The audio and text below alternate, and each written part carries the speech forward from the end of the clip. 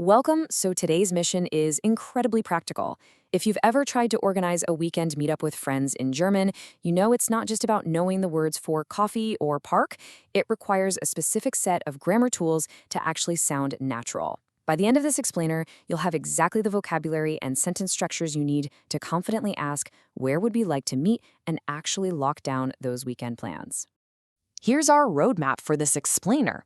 We'll kick things off with planning a meetup, then tackle the whole va versus wohin debate, move on to mastering dative locations, building your vocabulary, and wrap it all up with the final conversation. Section 1, planning a meetup. Now, to keep things grounded, let me introduce you to our characters for this explainer, Amma and Kojo. They're just two friends trying to hang out this Saturday. And honestly, this totally normal scenario of trying to coordinate a time and place is the absolute perfect foundation to build our grammar framework on. So, here's the big central question they need to answer. Wo möchten wir uns treffen? Or, in English, where would we like to meet? There are two really crucial things happening here. First up, throwing in the modal verb möchten makes the whole thing super polite and collaborative. Second, sich treffen is our star reflexive verb here. It magically transforms into uns treffen because we're talking about we meeting up. Pretty neat, right? Moving on to section 2, wo versus wohin. We are about to tackle what is literally the biggest hurdle for German learners when it comes to making plans. You know, in English, we often just slap the word where on basically everything. But German is all about precision. It completely separates just chilling somewhere from actively moving toward a destination. So whenever you're making a sentence about a place, you've got to ask yourself one main question. Are Amma and Kojo already hanging out at the cafe, or are they actively traveling to that cafe? Let's look at these two concepts side by side and set up our golden rule. Wo is all about location, and answering wo automatically triggers the dative case, like saying, wir sind im Park. We are in the park. Now, on the flip side, wohin implies a destination. You're going somewhere. That triggers the accusative case, as in, wir gehen in den Park. Since arranging a meetup is literally all about picking a fixed spot to gather, Amma and Kojo's master plan relies heavily on wo and, you guessed it, the dative case. Which brings us to section 3, mastering dative locations. This all boils down to how we shift the articles in front of our nouns to actually answer that wo question.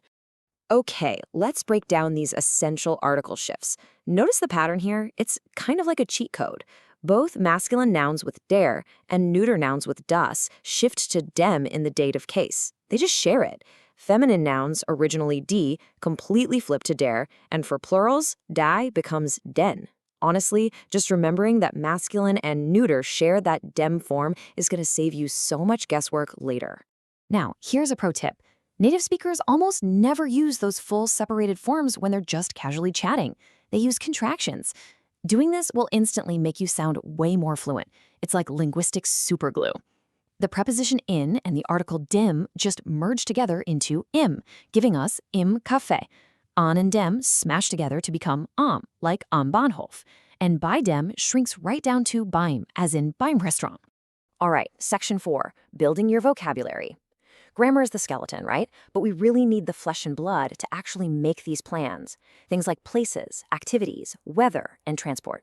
Let's grab a few common meeting spots, and of course, their genders. We've got neuter spots like das Café, das Kino, and das Einkaufszentrum. That's the shopping center. Masculine spots include der Park and der Bahnhof, the train station. But hey, pay super close attention to that last term, zu Hause. That's a fixed, totally unchangeable expression for being at home. You definitely don't say in dem Hause. You just simply say zu Hause. Lock that one in. So when you want to actually propose an activity, it's a super clean 4-step process. First, you start with your subject and a modal verb, like wir können. Then, boom, drop in your reflexive pronoun, uns. Step 3 is your shiny new dative location, like im Café. And finally, step 4 is the actual activity, like Kaffee trinken. Now here's the German grammar magic. Because you used a modal verb at the very beginning, that infinitive action verb gets shoved all the way to the absolute end of the sentence. Of course, real-life plans depend on logistics. You gotta get there, and you absolutely have to factor in the weather.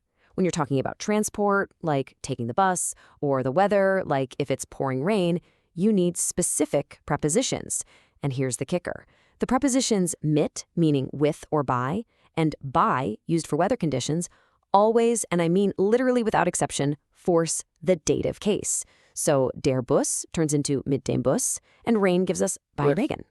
Put it all together, and we've got a 5-point master plan to set up any meeting in German. You need the wann, the time, the wo, the place, the was, the activity itself, the wie, how on earth you're getting there, and mit wem, who you're actually meeting. Honestly, if you nail these 5 things, your plans are totally set. Section 5, the final conversation. Now for the fun part. Let's see how this entire toolkit gets applied in a real natural dialogue between Amma and Kojo as they sort out their Saturday. Kojo kicks things off by asking, Wollen wir uns im Park treffen? Should we meet in the park? But Amma has to politely shoot that down. She says, Bei Regen ist der Park keine gute Idee. Wie wäre es mit dem Café am Bahnhof? Check out what she did there. She used the weather condition, bei Regen, to pivot, and then smoothly dropped mit dem Café to suggest a totally different spot, absolutely nailing that dative case. And then in his confirmation, Kojo responds, Das ist eine gute Idee. Dann treffen wir uns am Samstag 15 Uhr im Café am Bahnhof. Ich komme mit dem Bus. Just like that, he hits the time, the place, and the transport. He literally checks off every single requirement on our master plan checklist in one completely fluent sweep. Brilliant. Finally, summary and common mistakes. Before we wrap up this explainer, let's just quickly fix a couple of really common errors that learners tend to make and summarize the whole toolkit so you can leave feeling 100% confident.